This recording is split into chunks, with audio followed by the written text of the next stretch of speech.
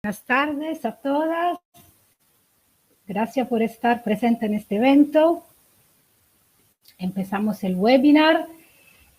Mi nombre es Miquela. Buenas tardes. Como podéis ver en el chat, he puesto una pequeña introducción de lo que vamos a hablar hoy con mi nombre. El tema de hoy es FIB para pacientes de edad materna avanzada de más de 38 años. Nuestra experta de hoy es la doctora Marta Zermiani, ginecóloga de la Clínica Tambre. Aquí también os dejo el enlace donde podéis ver su biografía y también contactarla. Y también podréis ver cuáles serán nuestros próximos eventos y también en el enlace. Os acuerdo que vamos a grabar este evento y que entonces lo podréis ver en nuestra página web a partir de mañana, pasado mañana.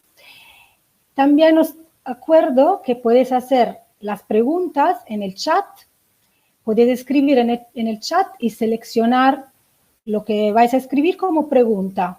Así que al final de la presentación del médico, las preguntas se pueden hacer directamente al médico. Pues entonces empezamos y me presento. Mi nombre es Miquela Colasanti. Yo he trabajado como asistente al paciente en clínicas de fertilidad durante 6 años y estoy muy contenta de ser la moderadora de este primer webinar y de los siguientes que vendrán a partir de hoy en nuestra plataforma que es www.myivfanswers.es, que inauguramos hoy y que es el inicio de un camino juntos y juntas. Por nuestra experiencia nos hemos dado cuenta que el paciente necesita más apoyo y más información durante su viaje de reproducción asistida, desde los primeros pasos de toma de contacto y durante la duración del tratamiento entero. La plataforma es promovida por The European Fertility Society, o la Sociedad Europea de Fertilidad en español. Es una sociedad con la que estoy muy orgullosa de trabajar y que voy a presentar brevemente. La Sociedad Europea de Fertilidad es una sociedad empírica que proporciona herramientas, apoyo y educación a pacientes y clínicas de fertilidad. Nuestro objetivo es facilitar y aumentar el apoyo y la experiencia positiva de los pacientes. Por eso educa, apoya y ayuda a los pacientes para que su viaje de fertilidad sea más agradable y basado en el cuidado. Apoya a las clínicas de fertilidad a través de la enseñanza y la capacitación de su personal de salud y de atención al paciente, estableciendo guías de atención, recomendaciones y certificación de sus procesos. Nuestras clínicas miembros están comprometidas en mejorar la atención al paciente y a ser parte de un proceso de cambio hacia un concepto de reproducción asistida más enfocado en el cuidado del paciente. Hoy hablaremos de FIB para pacientes de edad materna avanzada con más de 38 años con la doctora ginecóloga Marta Zermiani, especialista en fertilidad de la Clínica Tambre. Por eso os doy la bienvenidas y bienvenidos a nuestro webinar. Y os presento brevemente también la Clínica Tambre, porque estamos muy orgullosos de empezar nuestra plataforma con ellos. Aquí también tenemos a la doctora Marta Zermiani. Gracias por estar con nosotras y por inaugurar nuestro primer webinar. Muchísimas gracias. Y presento brevemente la Clínica Tambre y la doctora. La Clínica Tambre tiene sede en Madrid y tiene una larga trayectoria en el mundo de la medicina reproductiva que le ha permitido alcanzar las mayores tasas de éxito no solo en España, sino en toda Europa. La clínica es pionera en reproducción asistida y gracias a ello cuentan con el más completo equipo de expertos de fertilidad para garantizar el nacimiento de un bebé sano. Cuenta con más de 13 doctoras, 8 embriólogos y sobre 14, 15 asistentes al paciente, además de enfermeras y recepcionistas. Es una clínica que apuesta por el trato humano de alta calidad a los pacientes y por el desarrollo científico y la innovación para poder ofrecer los tratamientos óptimos para lograr el embarazo. Por eso, de verdad, hoy estoy muy contenta de empezar la plataforma española con la Clínica Tambre y en especial modo con la doctora ginecóloga Marta Zermiani, que nos acompañará hoy. La doctora Marta Zermiani es especialista en ginecología y obstetricia. Lleva 6 años trabajando como experta en reproducción asistida. Los pacientes que tienen la suerte de estar en sus manos destacan de ella su profesionalidad, su empatía y el enfoque multidisciplinar que aporta hasta los casos más complejos. Y por eso ahora ya yo no hablo más y dejo la palabra a la doctora y os recuerdo que podéis hacer preguntas en la parte de la chat y seleccionarla como preguntas.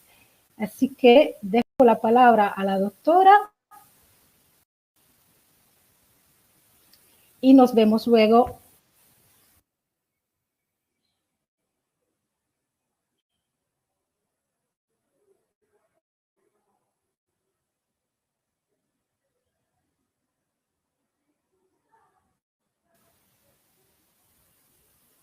Doctora. Hola.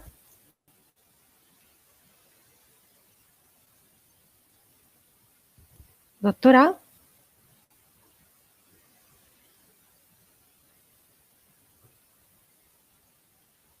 Hola, doctora Zermiani.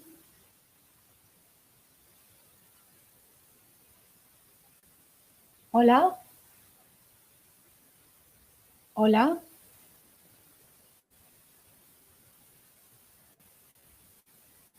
Doctora.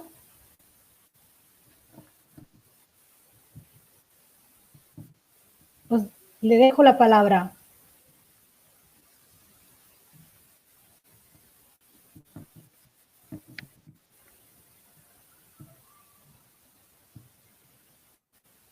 ¿Sí?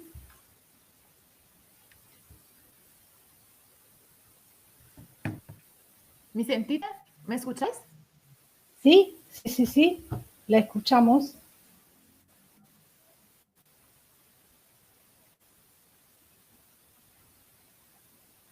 Sí, sí, la escuchamos.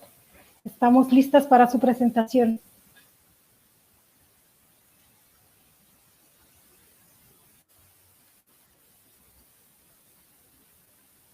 Hola. ¿Me escucháis? Sí, sí.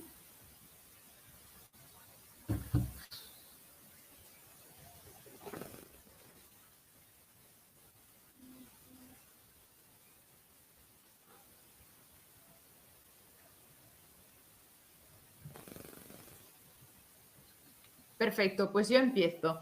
Yo no te Sí, escucho a ti, pero si vosotros me escucháis a mí, perfecto. sí, Voy a sí. empezar. Nada, para empezar, muchas gracias a MyVF Answer para invitarme a esta charla.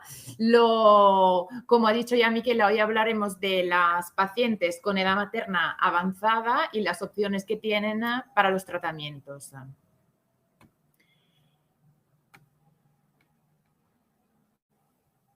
Es un poco... Vale. La idea en este webinar es hablar de la reserva, de lo que es la reserva ovárica, la relación entre edad y fertilidad, la perspectiva de tratamiento y las limitaciones que tenemos a partir de cierta edad, qué opciones tenemos y un poco cerrar estas ideas principales. La reserva ovárica es un gran tema del que se habla mucho y afortunadamente se habla mucho porque es muy importante tener claro unos conceptos. La reserva ovárica básicamente es la cantidad de óvulos disponibles en los ovarios de una mujer en un momento determinado. Nosotros no somos como los hombres que pueden regenerar gametos continuamente, nacemos con un pool, con un grupo de ovocitos ya determinado y los vamos gastando a lo largo de nuestra vida reproductiva. Normalmente en la pubertad son unos 400.000, a los 37 años ya bajan a 27.000 y con la menopausia llegan, bueno, a 0 y unos 1.000 durante la menopausia y luego se anulan porque dejan de funcionar los ovarios. El factor principal que influye en la reserva ovárica es la edad. ¿Vale? Luego hay influencias debidas a sustancias tóxicas, patologías ginecológicas como la endometriosis que puede afectar el número y la calidad de los ovocitos, cirugías a nivel de los ovarios, porque a pesar de que sea una cirugía que igual no es total, no se quita un ovario entero, pero se puede quitar una parte y reducir la vascularización y la cantidad total de ovocitos, antecedentes familiares de menopausia y fallo ovárico precoz en la familia, sobre todo en la parte materna, y tratamientos oncológicos, que son por definición citotóxicos, o sea, dañan las células y en este caso dañan los ovocitos y pueden reducir lo que es la cantidad global o anularla del todo. ¿Cómo hacemos nosotros los ginecólogos para medir la reserva ovárica? Normalmente hay dos cosas que sirven combinadas, que son una ecografía ginecológica transvaginal con el recuento de los folículos antrales y la hormona antimuleriana, que es una hormona que se mide en sangre con una analítica normal y que tiene como varios niveles. No hay es muy importante entender que no hay una cantidad que esté bien, una cantidad que esté mal, ¿vale? Hay que relacionar siempre la antimuleriana a la historia médica de la paciente. Normalmente estos son un poco los límites aproximados, ¿vale? Normalmente consideramos normal de 1 a 3,5, alta por encima de 3,5 y baja por debajo de 1. Pero repito, hay que valorarla siempre en conjunto con toda la historia médica. La relación entre edad y fertilidad es bastante sencilla de entender, bastante directa, porque con la edad baja lo que es toda la reserva ovárica. Como veis en este esquema, baja el recuento de los folículos antrales y baja la antimuleriana. En definitiva, baja lo que es la fertilidad de una mujer. Lo único que sube es la FSH, que es la hormona que sube y es más alta durante la menopausia. Entonces, es lo único negativo que sube con la edad. La reserva ovárica y la calidad ovocitaria disminuyen sobre todo a partir de como un límite, así decirlo, para tener como una idea aproximada de la edad, los 35 años, ¿vale? Es cuando baja, es una curva que baja todo el rato, pero la porción más, la bajada más rápida la tenemos después de los 35 años. El otro problema que tenemos con la edad es, aparte de la cantidad, la calidad, ¿vale? Al subir, al aumentar de la edad, lo que vemos es un aumento de las aneuploidías, o sea, de las alteraciones cromosómicas en los embriones que se generan con esos ovocitos. Y aquí el límite no está los 35 como antes, sino los 40, 38-40, que es cuando, como podéis ver, sube más la curva que es la azul y la verde, de las aneuploidías y de los abortos, y entonces baja el porcentaje de los nacidos vivos. Esto está relacionado sobre todo con un mecanismo que tiene el ovario interno. Es como una incapacidad que tienen los ovocitos en el momento de fusionarse con el gameto masculino, con el espermatozoides, para generar embriones con un correcto, una correcta configuración cromosómica. ¿Qué opciones tenemos de tratamiento? A ver, el tratamiento más conocido es la fecundación in vitro. La fecundación in vitro puede hacerse con varias combinaciones. Puede ser con los óvulos propios de la mujer y el semen de su pareja. Puede ser con los óvulos propios y el semen del donante. Puede ser con una ovodonación, o sea, utilizando los ovocitos de una donante con el semen de la pareja, con el semen de un donante. O hay otro método que se llama ROPA, que está dirigido a parejas de mujeres en la que se utilizan los ovocitos de una de las dos con semen de un donante, se generan embriones que luego se transfieren a la otra. Estos son los pasos, es como un poco la línea del tiempo, las etapas. Este esquema lo utilizamos mucho para explicar las etapas del tratamiento a nuestras pacientes. Básicamente la FIB es un tratamiento cuyo objetivo es tener todos los folículos, todos los ovocitos que podamos producir, que el ovario pueda producir ese mes, en ese ciclo. Nosotras las mujeres, de forma natural, cada mes desarrollamos un folículo, ¿vale? Un folículo dominante máximo 2 en algunas, y este folículo luego a mitad de ciclo, más o menos en día 14, día 16, luego varía en función de la duración media del ciclo de las mujeres, ovula y si encuentra semen, pues será fecundado, si no, no. La idea es, con la medicación, intentar que el grupo de folículos que al principio empieza a desarrollarse lleguen todos a ovular, que no solo no se elija como normalmente el ovario hace el folículo dominante, que es el folículo que ovulará, sino que todo el grupo llegue a desarrollarse y justo antes de que ovulen solos, provocamos nosotros la ovulación para poder aspirar los folículos y obtener los ovocitos y poderlos fecundar en el laboratorio. El tratamiento de FIB normalmente empieza con la regla, que puede ser una regla espontánea o una regla provocada por la píldora o los anticonceptivos.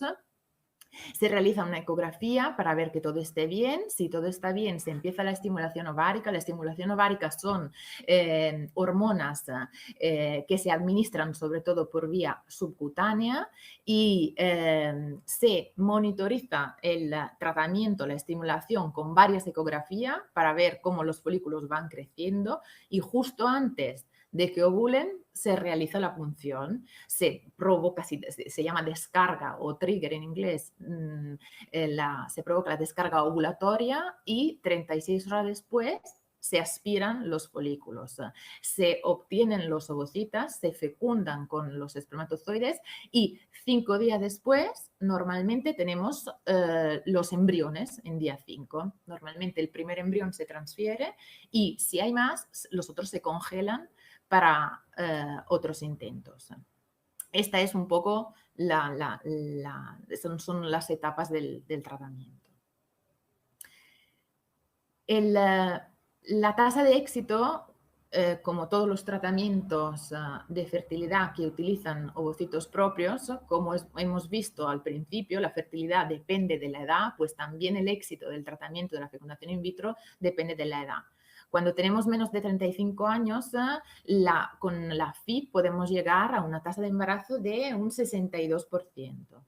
En cambio, entre 35 y 39 años baja a 58 y por encima de 39 bajamos más a 42. Esto es para hacer un poco la comparación entre la tasa de éxito de FIB con óvulos propios y la tasa de éxito en tratamientos de ovodonación. Para enseñaros un poco, la FIB es la rosita y la azul es la ovodonación. Veis como la FIB, el porcentaje de embarazo, y esto es el porcentaje de nacidos vivos, va bajando con la edad, ¿vale? Empieza con 40% más o menos y baja hasta menos de 5% para las mujeres por encima de 44 años. En cambio, la ovodonación se mantiene estable a lo largo de todas las franjas de edad porque no depende de la edad de la persona que recibe los ovocitos, sino de la edad de la donante. Y por ley las donantes tienen todas menos de 35 años, que es el momento en que la calidad de los ovocitos, como habéis visto en uno de los diagramas iniciales, es máxima y entonces se mantiene estable en todas las franjas de edad. Para intentar quitar el efecto de la edad y del aumento de alteraciones cromosómicas, a partir de unos, yo creo, 5 años se utiliza más de forma más así difusa, se utiliza el diagnóstico genético preimplantación. junto con la FIV. El diagnóstico genético preimplantación es una técnica que permite diagnosticar, analizar los embriones antes de transferirlos. Como habéis visto, en la línea del tiempo de antes había toda la fase de estimulación, luego la punción ovárica, la creación de los embriones y en día 5, en el famoso estadio de blastocisto, los embriones normalmente se transfieren o se congelan. Pues cuando hacemos el DGP, se llama el diagnóstico preimplantación, lo que hacemos es sacar una muestra de las células, un grupito de las células, cuando el embrión está en el estadio de blastocistos, y analizar estas células en el laboratorio de genética. Mientras tanto, los embriones normalmente se congelan. Y esto nos sirve para saber si los embriones que tenemos son normales o no.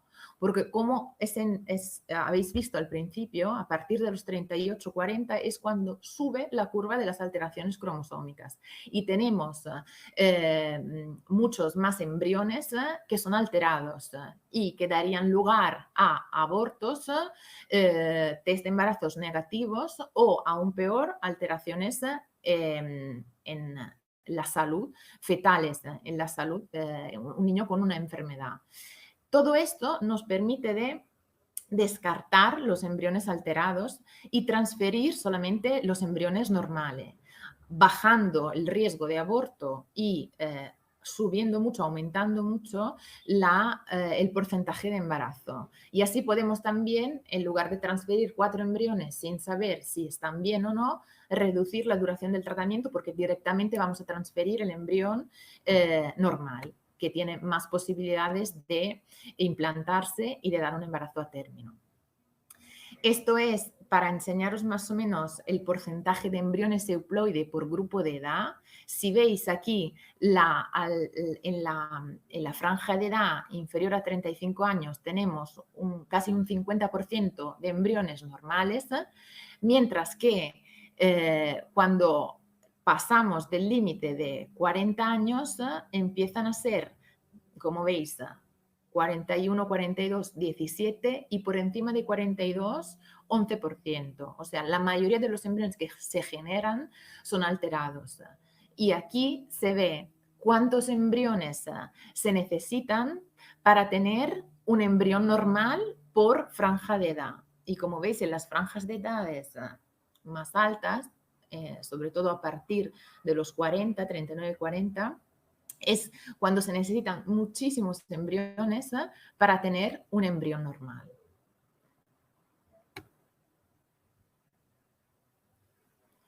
Básicamente, lo que hace el DGP es minimizar el efecto de la edad materna en los tratamientos de fecundación in vitro.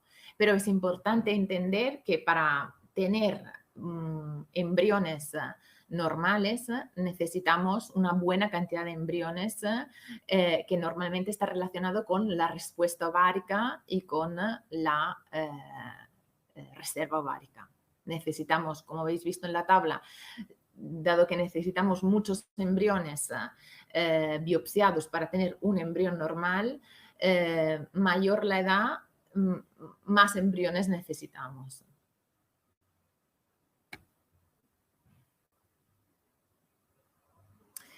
Otra cosa es la ovodonación. Como os hemos enseñado antes, la ovodonación, la tasa de embarazo se mantiene estable en todas las franjas de edad de la receptora porque todas las donantes tienen menos de 30 años. Por ley tienen que tener menos de 35 años. La media nuestra de donantes que tenemos son 25 años, no más. Las donantes de óvulos no tienen problemas reproductivos, no tienen problemas de salud. La donación de ovocitos en España es completamente anónima. Se elige la donante basándose con las características físicas. Se realiza una estimulación, la que os he enseñado de la estimulación ovárica, y la receptora al mismo tiempo lo que hace es preparar el endometrio para recibir los embriones. La selección de la donante se realiza en base a las características físicas, que es el criterio más importante, el grupo sanguíneo, que es una combinación de los dos grupos sanguíneos. En el caso de la pareja, no tiene por qué ser el de la mujer o el del hombre, puede ser también una combinación entre los dos. Tenemos un sistema de detección de las características faciales principales que se llama Phenomatch, que sirve para mejorar la selección de los donantes y de las donantes. Y luego pueden haber otros criterios genéticos y inmunológicos. Hay pacientes que han tenido ya muchos fallos previos en los que se ha realizado un estudio inmunológico y se puede seleccionar la donante en la base de las características del KIR-AA y del complejo HLA, que son dos receptores que entran en juego en el momento de la implantación, cuando el embrión llega en el endometrio, y que en algunas pacientes es importante mirar y seleccionar antes para no tener problemas de rechazo del embrión. La selección de las donantes la realiza, las donantes cuando vienen realizan una primera visita con el equipo de enfermería, luego una entrevista con la psicóloga y varios test, sobre todo analíticas, todas las pruebas ginecológicas con cultivos vaginales, la citología, la ecografía, y luego desde el punto de vista genético realizamos el cariotipo y todos los test genéticos de las enfermedades recesivas más frecuentes y más importantes. La tasa de éxito de la ovodonación, como habéis visto antes, se mantiene estable porque independientemente de la edad de la receptora, si no hacemos ninguna prueba en los embriones, sin diagnóstico pregestacional, tenemos un 67% de embarazo. Si añadimos el diagnóstico genético para aumentar la seguridad y transferir un embrión cromosómicamente sano, el porcentaje de embarazo sube a un 83%.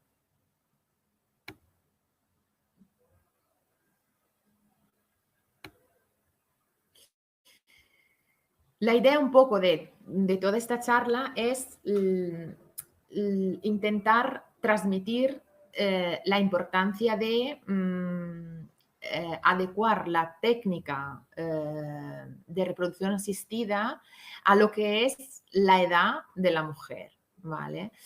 Como hemos visto, con la edad la reserva ovárica va cayendo, la calidad de los ovocitos también, y el momento mejor para hacer un tratamiento es cuanto antes, ¿vale? Claramente depende del tiempo de esterilidad, depende de todo lo que es la historia médica de cada paciente, pero hay que ser conscientes que cuando hablamos de tratamiento de fertilidad, la edad es lo que más determina el éxito o no, porque hay pacientes que tienen una reserva ovárica muy buena, la reserva ovárica va bajando con la edad, pero la bajada no es igual en todas las pacientes. Entonces, hay pacientes que tienen una reserva ovárica buena y tienen más de 40 años, pero no es solamente eso, no es solamente la cantidad, es también la calidad. La calidad va bajando también con la edad y a partir de los 40 es cuando más influye y cuando más se ve que penaliza los resultados. Pero afortunadamente en estos años hemos afinado mucho más las técnicas genéticas que a lo largo de los años, yo espero, seguramente será así, mejorarán cada vez más y permitirán detectar muchas más cosas. Con el diagnóstico genético lo que podemos hacer es minimizar el efecto de la edad en un determinado grupo de pacientes y poder directamente transferir un embrión de buena calidad. Y esto lo podemos hacer en pacientes que tienen una buena reserva ovárica y más de 40 años. Cuando la 38-40 es como la edad del cambio. cuando la reserva ovárica es baja y no podemos utilizar esta técnica porque no tenemos material, porque como habéis visto necesitamos muchos embriones para llegar a tener el embrión normal, es cuando tenemos que utilizar una técnica como la ovodonación, o sea, cambiar los ovocitos y utilizar esta técnica para lograr el embarazo. Bueno, yo creo que he cubierto más o menos los aspectos principales de esta franja de edad, que es como la más compleja para los tratamientos de reproducción asistida. Y os doy las gracias por la atención y ahora podéis poner en el chat todas las preguntas y vamos contestando.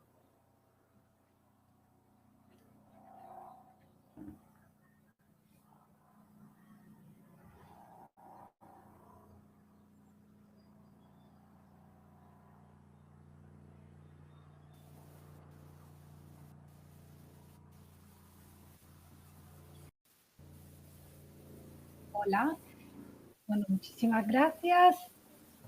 ¿Se oye? Ha sido muy interesante. ¿Me puedes oír? No... Sí. Ok, genial. Y muy interesante y también muy exhaustivo, o sea, bastante claro. Y bueno, os invito a hacer las preguntas en la parte del chat. Y ya tenemos 2 preguntas, entonces vamos lanzando las preguntas y la primera ¿es necesario hacer un diagnóstico genético preimplantación para una FIV con mis óvulos? Tengo 43 años y no tengo pareja. ¿Debería recurrir a un donante de semen? Gracias. Vale, pues en este caso el tema es que a partir de los 40, como he dicho, las alteraciones cromosómicas en los embriones son mucho más frecuentes y para evitar tener embriones y transferir embriones con alteraciones cromosómicas, recomendamos siempre una FIV con tus óvulos, si la reserva ovárica lo permite, y añadir el diagnóstico genético. Vale, muchísimas gracias. Vamos con otra pregunta. Tengo 39 años recién cumplidos. Con 2 embriones euploides me hicieron una transfer de uno y no implantó. Voy a hacerme el test de endometrio para no desperdiciar el último embrión sano. ¿Crees que merece la pena?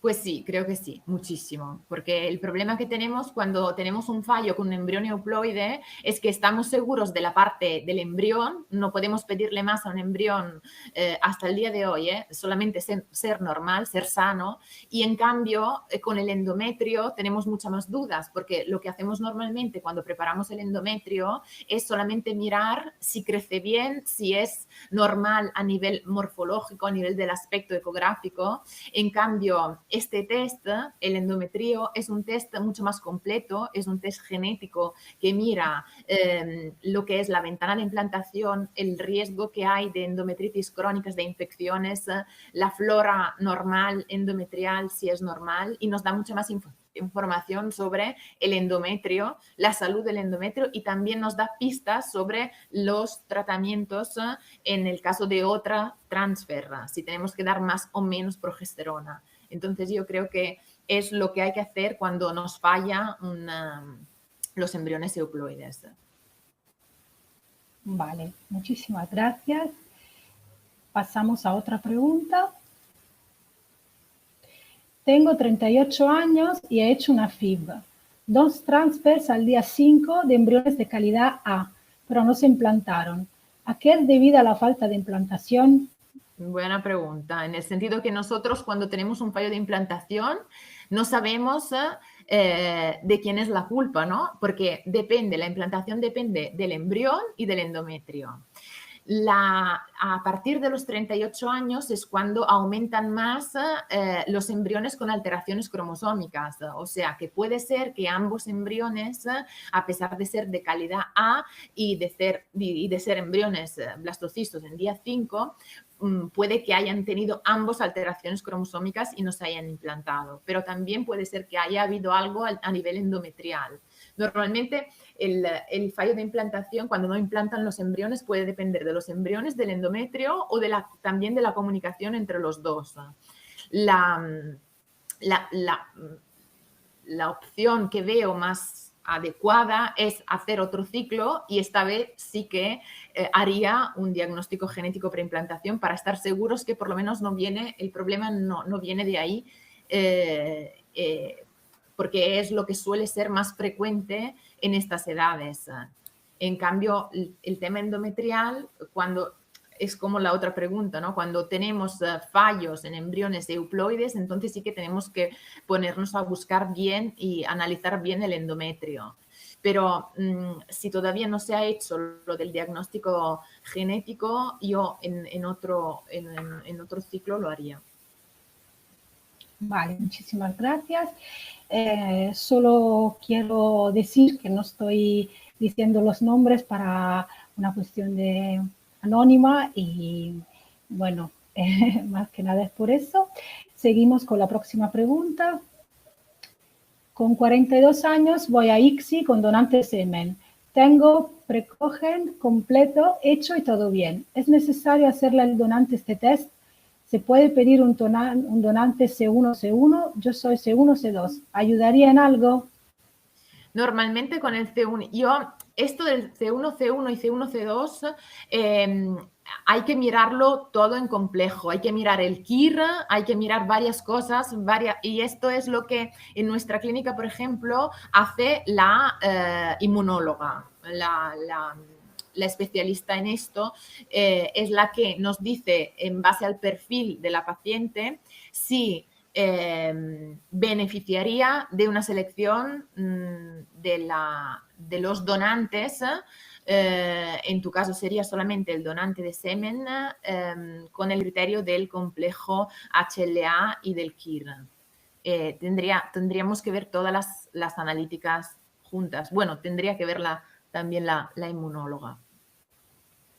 Vale, muchísimas gracias. Vamos con la próxima. Tengo tiroides, ¿puedo hacer una FIB o es un riesgo? Sí, supongo que entiendes que tiene hipotiroidismo, ¿vale? Tener hipotiroidismo en sí, si se corrige con la medicación,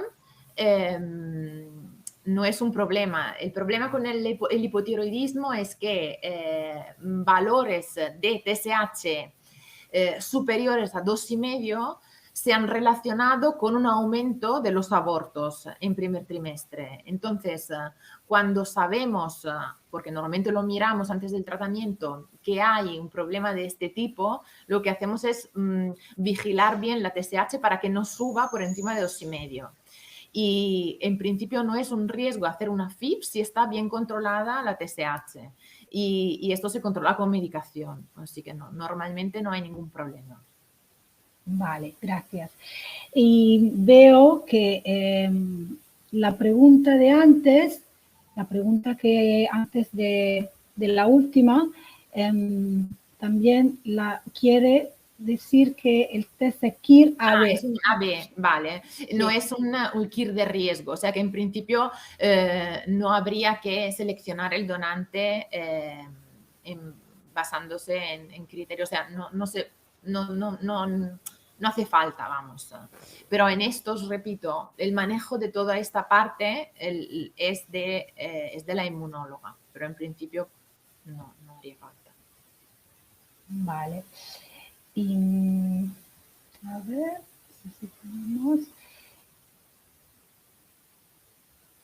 Vale, tenemos también unas preguntas que nos enviaron y entonces podemos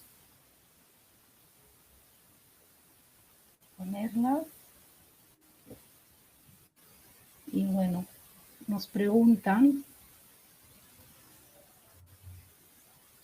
aquí, si tengo una AMH desde los 70, ¿me conviene intentar con una FIV o es mejor una donación de óvulos? Claro, aquí depende de la edad.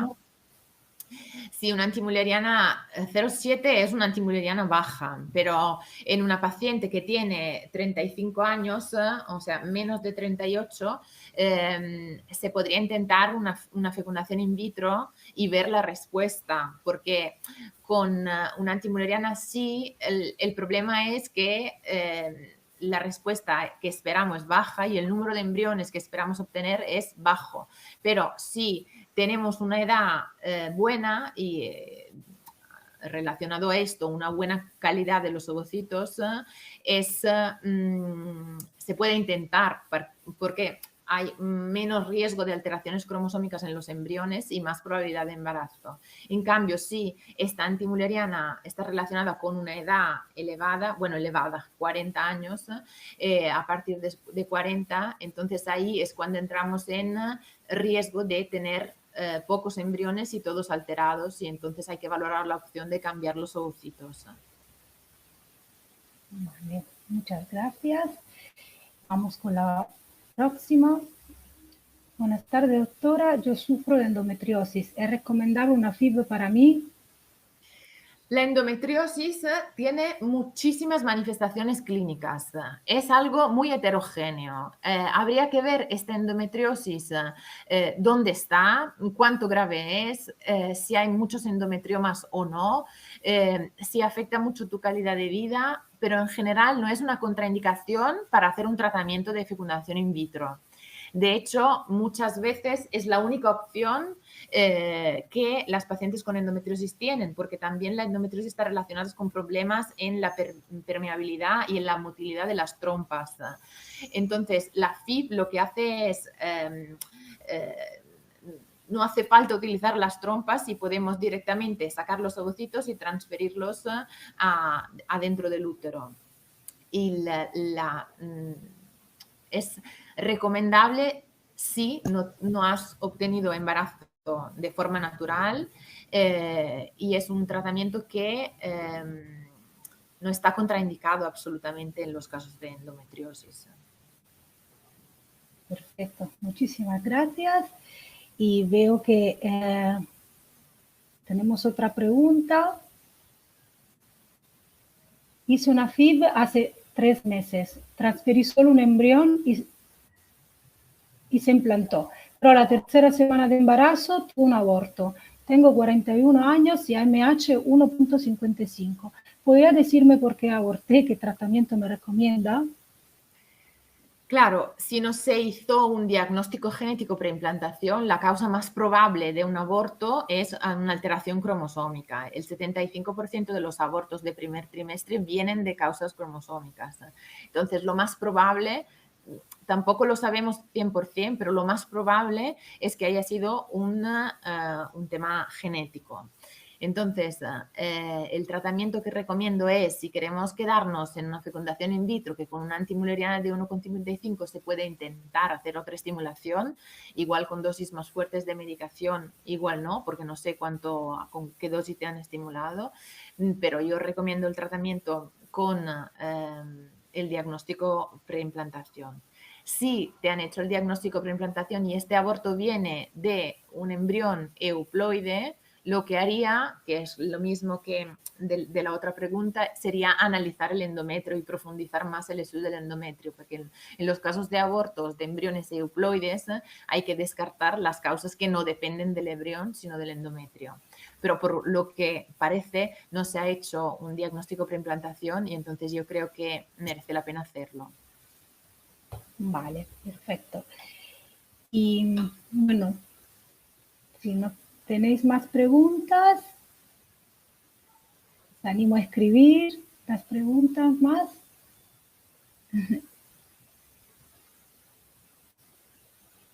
Y si no hay más, podemos cerrar.